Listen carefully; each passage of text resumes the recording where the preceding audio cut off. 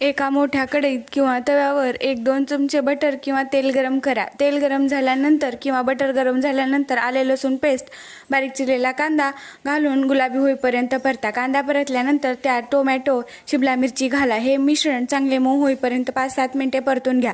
आता यात पावभाजी मसाला, लाल तिखट, चवीनुसार मीठ घाला. सर्व मसाले चांगले मिसळून घ्या. थोडे पाणी घाला जेणेकरून मसाले जळणार नाहीत आणि भाज्या चांगल्या शिजतील. मिश्रण चांगले परतून घ्या आणि पाणी पूर्णपणे सुकेपर्यंत शिजवा.